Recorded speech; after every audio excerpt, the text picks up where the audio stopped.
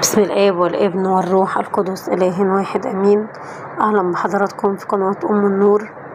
يؤسفني أن أقول لكم خبر المحزن، وهو انتقال أبينا الحبيب القديس القمص سمعان إبراهيم، وهو راعي كنيسة القديس سمعان الخراز بالمقطم، وتنيح وهو عمر 82 عام. اذكرنا يا أبي الحبيب أمام عرش النعمة.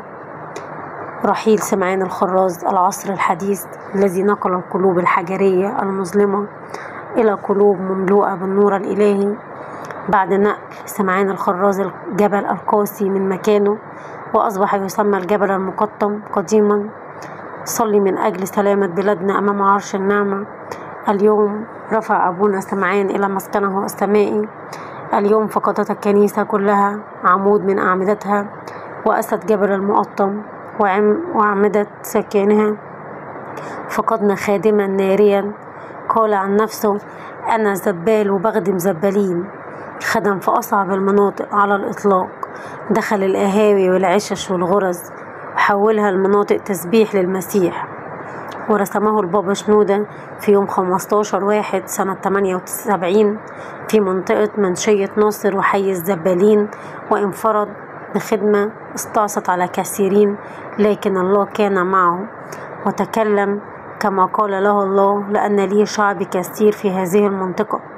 رحل عنا رجل من جيل العظماء، لم يخدم في كنيسة بل صنع في كل بيت كنيسة، وبنى أكبر كنيسة في مصر والشرق الأوسط بتعبه وجهاده، وعمل الله معه نياحا لرجل الصلاة وأسد المقطم وعمود من أعمدة الأرثوذكسية. رجل عظيم وفعله عظيم.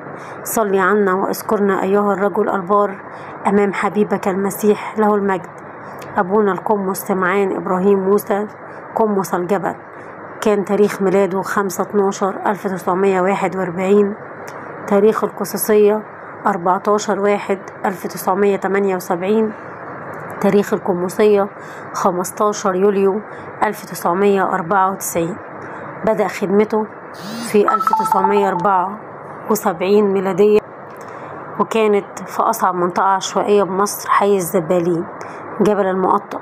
أسس أول كنيسة في مصر باسم القديس سمعان الخراز حول جبل المقطم إلى أيقونة فنية رائعة، إنجيل مفتوح. أسس دير القديس سمعان الخراز، وبه أكبر كنيسة في الشرق الأوسط، أكبر مسبح في الشرق الأوسط، وأكبر مسبح في العالم منحوت داخل الصخر، مسبح كنيسة السيدة العذراء والقديس سمعان، وبه أيضا رفات القديس سمعان الخراز، ومزرعة الراحة بوادي النطرون، وبيت الإمام بالإسكندرية. بدأ خدمته بقوة الروح القدس، وغير حياة كثيرين من أصحاب الخمارات المنتشرة في ذلك الوقت. حول العشش والغرز إلى أماكن صلوات وصراخ وتسبيح. وبعد هذا النشاط الذي هز المنطقة بقوة استدعائه قداسة البابا شنودة، وقرر رسامته كاهن على هذه المنطقة. بعد ازدياد أعداد النفوس التي تغيرت حياتهم، طلب قداسة البابا بضرورة بناء كنيسة هناك.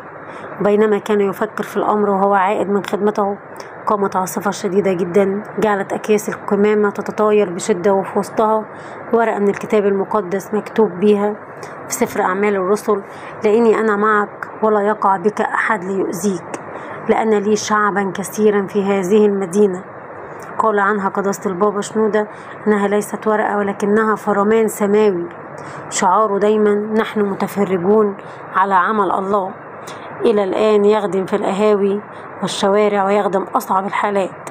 لديه موهبة الوعظ والصلاة للمرضى وإخراج الشياطين. كاهن من الزمن الروحاني الجميل، زمن الإبوة الروحية الحقيقية. حقيقي هتوحشنا يا أبونا سمعان، ونطلب منك إنك تذكرنا أمام عرش النعمة. أمين.